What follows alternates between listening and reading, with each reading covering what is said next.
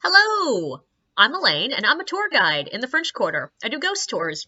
And I am not going to tell you the stories that I tell on my tour, because you gotta pay for those. But if you want to hear some interesting things that have happened to me while I'm leading random drunk people around the French Quarter, I got you. So I had two problematic groups on my tour tonight. One was very helpful and left pretty much immediately. They realized on their own if you are too drunk to stand up straight, you are too drunk to go on a walking tour. But the other group, they weren't even that problematic. They were just a very sweet bachelorette party who were just really chatty. And like, yes, it was slightly annoying because there was always at least a pair in the back of the group just chatting with each other. But I mean, I've dealt with 100% worse than that.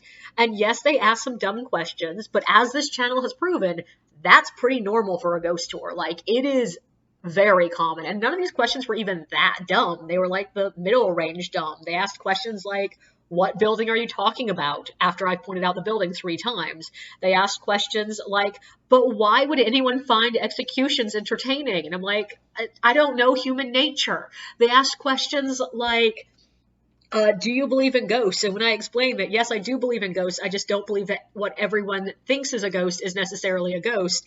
They then asked me why I don't believe in ghosts. But these are all pretty normal, slightly inebriated questions. But what made them absolutely amazing is another woman in the tour. Because she clearly was just so done with their shit before we even got started. Like, walking between the first stop and the second stop, she was being like, oh my god, if those girls keep asking questions, I don't know what I'm gonna do. Like, this is not a class. This is not your thesis. You do not need to know the deep and like in-depth concepts of human nature. And I'm just sitting here like, oh, it's fine, but I agree, but it's fine. And at one point, when the girl came up to ask me for the third time about whether or not I believe in ghosts, this woman gave her a look and just said, sweetie, not right now. And I was like, yeah, accurate, because I'm about to tell another story. But my favorite moment with this group, besides the moment that the bachelorette got distracted by a puppy walking by on the other side of the road and dragged 2 of her bridesmaids over to pet this dog while the lady who was walking is saying, I'm not sure that's a good idea. Besides that moment, the moment I absolutely loved was we were doing a stop near Bourbon Street, which, yes, is a difficult thing to do. You do not want a tour to be too close to Bourbon Street proper because there's no way you're going to be heard over the chaos, and also it's Bourbon Street. Things happen that people don't want to see on tours. But you also don't want to be too far away from the site you're talking about because you want people to be able to see it.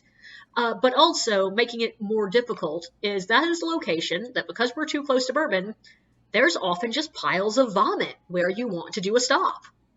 And tonight was not too bad. The vomit was a good, 10 feet away. But the problem is, every now and then, the wind would change. So most of the time, you couldn't smell it at all. The wind smells nice and fresh. And then the wind would shift suddenly. And out of the blue, there would just be, 10 seconds of intense vomit smell. And one of these moments happened right when one of the drunker girls opened her mouth to sort of cough, and it's clear she swallowed some of that smell because the sound that came out of her was ugh, and everyone just sort of froze and looked at her in that way of, oh god, no, because if there's one thing that makes a pile of vomit worse, it's another pile of vomit.